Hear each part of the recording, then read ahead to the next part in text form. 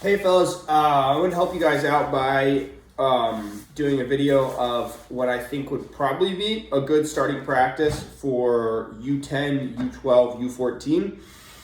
This is not something that you have to do, but it's something that you, if you're not sure what to do, will probably work great.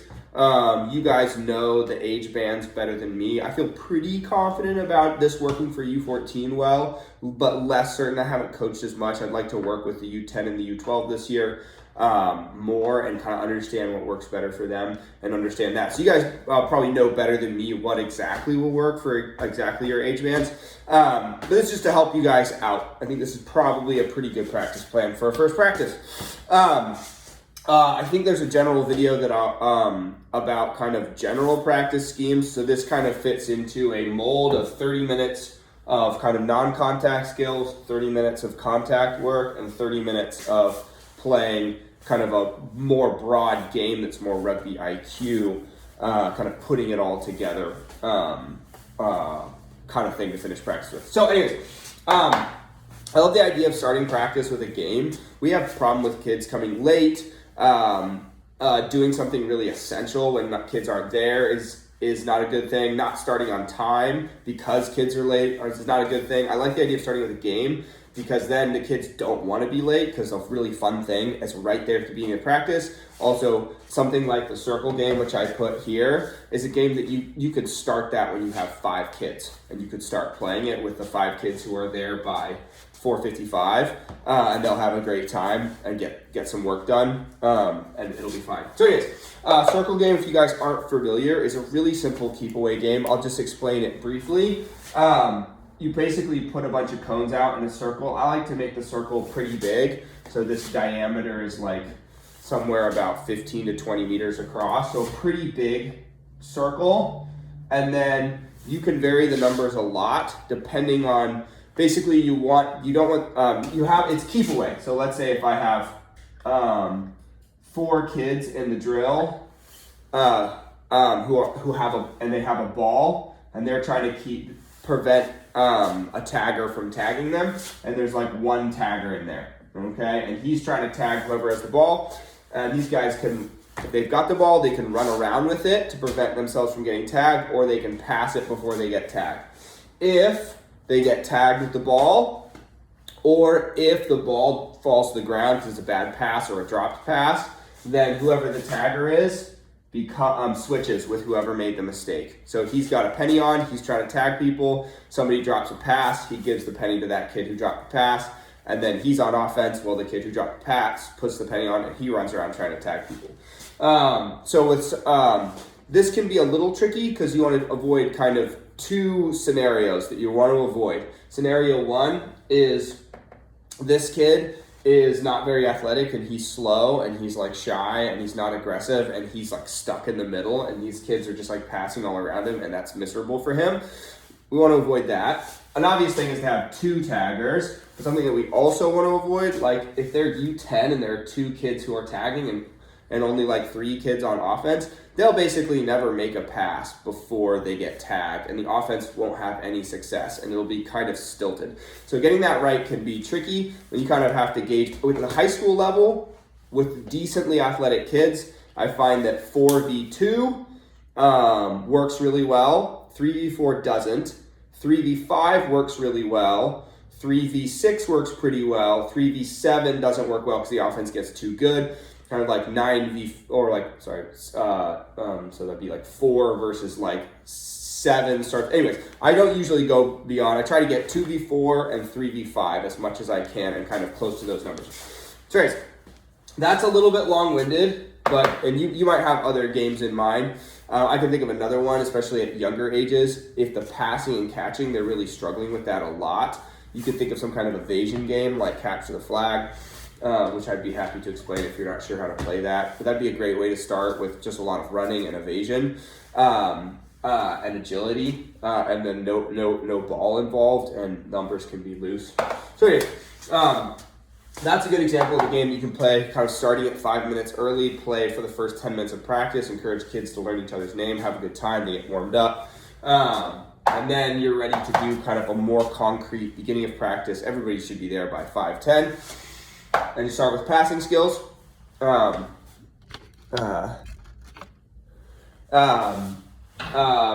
passing and L drill. Partner passing / 3 to 4 man passing. There are videos on of these. They're a great way to start, being really specific and intentional about the passing form. No spin passes, just push passes, and then doing that at a run, trying to keep them running straight, teaching them what depth means and being behind a player. So this is a great way to just introduce basic passing skills. Good technique while they're stationary, plus executing that same technique while they're doing it at a run. So passing skills, really investing in those basic skills. They get tons and tons of touches. If you were to just play touch or something like that, they might touch the ball and pass the ball like 15 times in a touch game. When you do something like this, they'll make, in 20 minutes of this, they'll make 100 passes at least. Okay?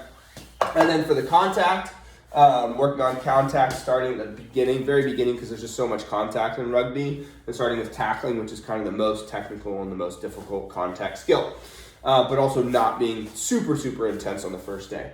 So body position drills, like the bear crawl and testing, so they get just a sense of strong core and a flat back.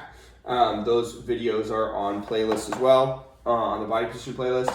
Tackling on the knees, I think, is a great place, especially for younger players to start. Trying to get them in this position where their knees are on the ground and their hips are back and they're leaning somewhat forward and their arms are in tight and they're making tackles with the top of their shoulder kind of in this position, nice and tight, arms in tight.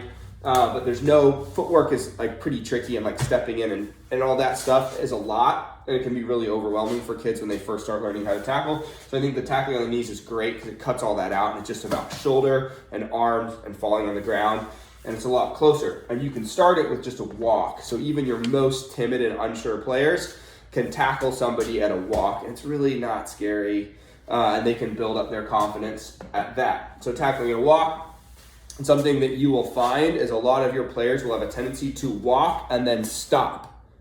And that's super annoying, and it doesn't work. So you'll have to yell at your ball carriers a lot to make sure they keep going, keep walking. You're either going to walk through them or you're going to fall forward, and you can't stop. Something to emphasize, I've noticed that a lot, especially with inexperienced younger players. They'll stop, and then the tackle doesn't really work if there's no momentum. So make sure they keep walking through the tackle, and it's okay if they walk straight through and break the tackle. It's okay if that guy messes up that way. It's a good learning experience. Like, oh, he doesn't go down unless I make him go down. And then once you feel like you've built enough confidence, you get those ball carriers jogging. They don't have to be very far apart. You know, they're just right here jogging at this guy. Look at my artistry. 5 feet away, whatever it is, 10 feet away. Light jog, okay? And then if you feel like your kids are ready for it, even though it's just the first practice, something that I find does actually work really hard is bring the cones really close. So this guy's starting right here, right in front of him, and he's got like 3 feet, like me to this wall right here. Like you could practically see the tackler right there. And from there, I go as fast and as hard as I possibly can, right there, but I only have like a step and a half to accelerate, and it's just max effort. So that is, I put a question mark there because you might kind of feel that your kids aren't really ready for that. But if they are, you can go for it. And then this third one would kind of be if these two didn't take that much time and your kids are, and the practice is flowing and it's working and the kids are doing well and they're confident, you could do this one. If they're not, or you felt like you needed the time on these, you might cut this square tackling. But this is a really good one. It gets them on their feet. What you just worked on was a lot of kind of like top of the shoulder and in tight. So you're just going to add in stepping in and making the contact from the feet. And that's a lot and pretty overwhelming. So you probably want to reduce this down to just a jog, and you 70%-ish maybe you might progress up to, but unlikely. Just get them on their feet, get them doing, 4 or 5 tackles on each side, or maybe even just 3 or 4 tackles on each side, but having to step in and hit. So kind of think about the footwork a little bit. So this would be your tackle block. Should be great. And your last one, the last 30 minutes, it's a lot of time, but I like the idea of like contact is difficult and it's tough on these kids and they struggle with it. The passing technique drills are great, but they aren't the most exciting thing. But if you can start with the game and end with the game, they'll kind of like have a pretty great experience. They can be excited for the beginning of practice and excited for the end of practice and end on a high note. So this numbers down touch is a great way to get younger players introduced to how rugby works in terms of kind of offsides line and passing backwards and finding space. And your kids will mostly not be very good at catching and passing. They won't be great IQ players at finding space. So if you were to do even numbers touch, they would not be successful. If you were to do full contact, they wouldn't move the ball wide. It would just be smashing. It would be really, really kind of like overwhelming for some of them. And the ones who are good at contact would just kind of dominate.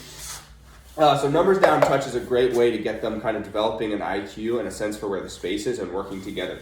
So it'll depend on your numbers and how good your kids are. But basically, the better your kids are, the less disparity in the numbers. So like, I don't know, like you have 20 kids, maybe 12 on 8 if your kids are pretty good. But maybe they're not. They're really young. They're not very good at finding the space. Maybe you want to go 5 on 15 or something like that. Or you could split into 2 groups, have one coach take and do 7 on 3 with one group and 7 on 3 with the other, and just kind of rotate your defenders to they're on defense for like 4 or 5 sets, and then they switch to offense. And you do kind of numbers down touch like that. And you can make little rules if you see the kids doing things you don't like. So let's say, for example, you've got your defenders here, like your 4 defenders, and then you've got somebody who's got the ball right here, and he's really fast. Okay, and he doesn't like to pass the ball, and he's got an attacker here, but instead he runs around like this. Something you could make a rule, for example, if you see this happening a lot, is if you run in front of one of your own players instead of passing to him, it's automatically a turnover, or you automatically lose at that point.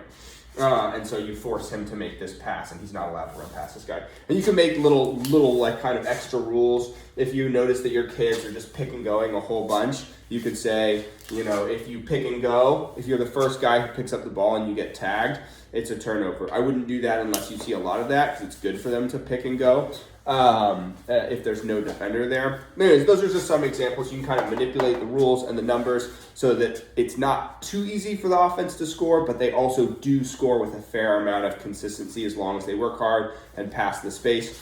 If the disparity in numbers isn't right and their skill isn't good enough, then the defense will just win all the time and the offense will never have any success, and that'll be frustrating and kind of discouraging for them. So anyways, numbers down touch, which is a great way. And just to be clear on the touch, what I usually do is 2 palms on the body. 2 palms on the body, and you get tagged, and you just put the ball between your feet, and that's the ruck. And there's an offsides line. Voila. Most of you guys have played touch a bunch with the men's team, so you're kind of familiar with that, but just to be clear. Okay, so I think this is a great practice template with some flexibility built in. If you're not sure, that might be a good practice to run on Monday. I'll be there. I'm looking forward to it. Cheers.